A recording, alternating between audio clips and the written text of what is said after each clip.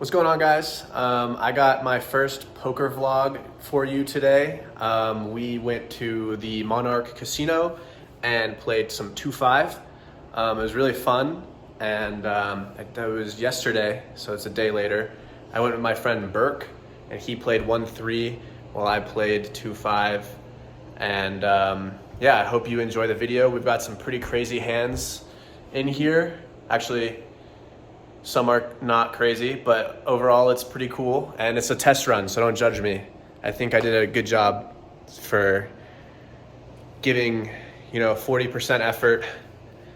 So yeah, let me know what you guys think. All right, so jumping in here, first hand, I have ace-10 offsuit, ace of hearts, 10 of diamonds. We get an early position raise to 15, which is much smaller than the normal raise sizing. The normal raise size in this game is about 20 to 25. I was kind of happy to call here. Sometimes I'll 3-bet this if it's suited, but I like to mix it up. So in this instance, I just call on the cutoff, and then the button player also calls. So we're going 3 ways to a flop, which is king, 10, king. Early position then bets out for $25. I have a 10 here, I have a pair. It's less likely that somebody has a king here since there's 2 of them on the board. So I'm feeling pretty good about this position. I elect to just call, and the button calls behind. So we're going to a turn, which is the 7 of clubs. This then checks through. I wasn't expecting that. I was definitely expecting the early position to either raise again or have the button player put in a bet. So I probably could have gone for value here, but I was kind of thinking that maybe someone was playing sneaky with the king, trying to get value. Then the river comes the 2 of clubs. This brings in a backdoor flush draw, which I'm not super worried about. So it's kind of inconsequential, but early position checks. I check one more time, and then the button checks, and I flip over my ace-10, button mucks, early position flips over ace-10, and we chop up this first pot of the night. Always good to not lose it. So I'll take this chop. I definitely think that I could have played this much better. I think I should have gone for a bet on the river here, a sizable one. I think I could have gotten ace-10 to fold and the button to fold. So in this hand, I pick up ace-queen offsuit, and it starts off with the person on my direct right betting 15.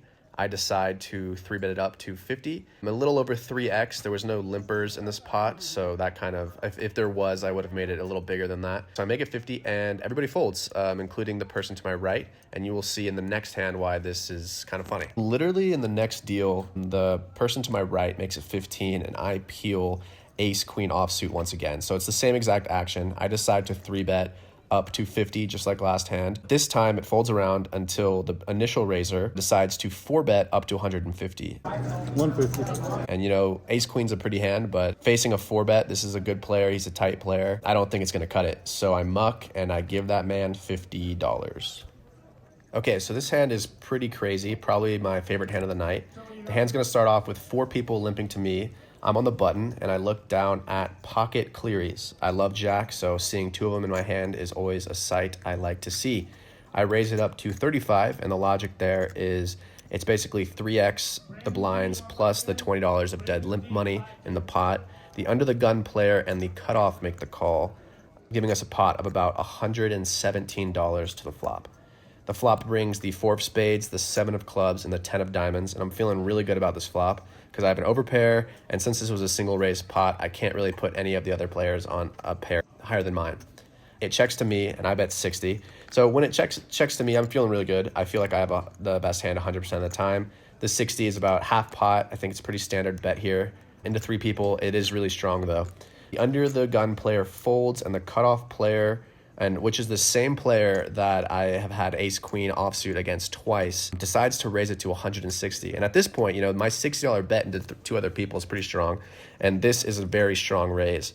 I'm never folding here with an overpair, but, I'm trying to think of what hands he could have, and I'm thinking ace-10 suited, ace-10, and he just wants to buy the pot right now, which is understandable. And I think that's the best case I'm in. In worst case, he could have a set, but honestly, I'm not scared of that. It'd be silly to fold, I believe, in this situation. So I decide to call, and all I'm thinking is, please, jack, please give me a jack, jack. Boom, a jack comes. The turn is the jack of clubs. This is the best card I could ever see. I'm sitting here with the nuts now. There's no straights, there's no flushes. I have the nuts. And all my worries that were in the back of my head about this guy having a set are completely relieved. The cutoff player bets 250, and I think for a while, and really what I'm thinking about here is how much do I want to raise? It's kind of the pot with that $250 bet is about $650 now. I only have about $877 total, which would be less than a pot size bet if I decide to jam on the river. And at this point, I'm thinking, please have a set. I'm just hoping for a set over set situation. You know, with my stack size, I decide that going all in was probably the best move for me. All in. I'm not sure if that's the best way to get value here. I think that might induce a lot of folds, but it worked out in the situation. So I bet $627 more, making it a bet of $877 total. He snaps it off, and I honestly couldn't believe it in the moment. Call. Call. Same. You can hear me asking for confirmation, like, did you call? Because it's huge pot for me. I show instantly when he tells me he calls, and he just says good hand, and I'm feeling really good. You know, even though I knew I had the best hand, it feels nice to hear that. He shows pocket fours, so basically just a completely cooler situation, set over set. I mean, it feels really good to be on the right side of this cooler and win the absolute maximum. The river is a 6 of spades. Completely inconsequential, doesn't change anything. And then I get probably what is the biggest pot I've ever played shipped in my direction, which is a great feeling. So after this insane hand, I pretty much just fold for about an hour, which is super boring. I ended up getting some food. I drank a beer. I kind of relaxed after this one. So here, just enjoy these clips of me throwing hands away. Okay, so for this hand, I pick up Jack 8 of diamonds in the cutoff, and action starts with the middle position player raising to 20, and I am the only caller. This makes the pot just about $47, and the flop comes 7 of diamonds, 9 of clubs, ace of diamonds. It's a pretty good flop for me as I have a front door diamond draw and a gut shot straight draw. The middle position player bets 30, and I call, and I'm going to just go into the math of kind of why I call and like how I think through my draws. I'm basically getting 2.5 to 1 for this call. And if my opponent has an ace, then I still have a good amount of equity, above 40% for sure. So this seems like a good call to me. So I call, the pot is now 107, and the turn comes a brick 3 of clubs, and the aggressor bets 75 into a pot of 107, meaning again, I'm getting just about 2.5 to 1 here. And 2.5 to 1, what I mean there is if you add up the $75 bet to the $107 pot, it's about 183, so I have to put $75 in to win potentially $183 pot, meaning I'm getting 2.5 to 1, which further means I need at least 28% equity to continue with this hand.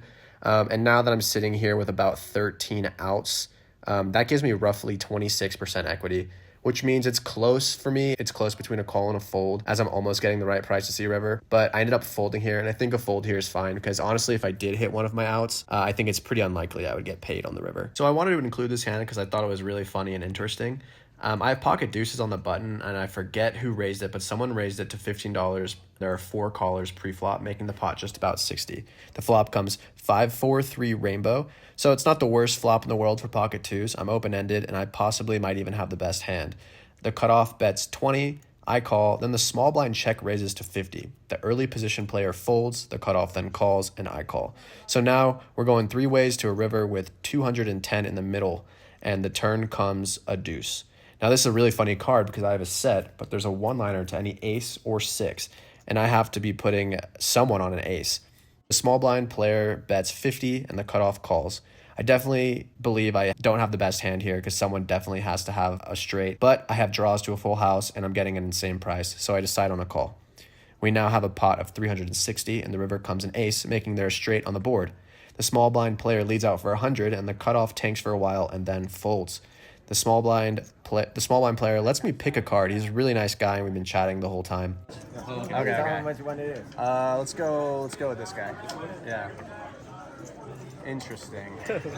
So I pick the right card, and he shows a 4. At this point, this dude never has a 6. 6-4, I just don't see him having that ever. I think he probably has ace-4. So after a while of talking and joking around, I call, and I am correct. He has ace-4, and we end up chopping this $560 pot. So I just wanted to throw this one in here because I finally pick up pocket Athertons in late position. There's an early position raised to 20. There's one other caller. I end up raising it to 80, trying to go heads up and isolate someone, but unfortunately both players fold. And, you know, I always tend to lose with pocket aces, so I'll take it. What's up, guys? I just filmed the intro, but now it's time for the outro. Basically, I hope you guys enjoyed all the hands. Overall, it was a pretty great session. It's not every day you almost quadruple up. So the overall stats are right here. In for 600 and out for $2,126 for a total profit of $1,526. That's a good day. That's the biggest win I've ever had. And I also played what might have been the biggest pot I've ever had. So that was good. And yeah, give me some constructive feedback, not on the editing, but more on the voiceover, because the editing I didn't do I'm in iMovie, so give me a break. So let me know what you guys think and if I should do another. I'm definitely gonna start filming hands though, because that helped me a lot to like go back and look at them. So let me know if I should make more.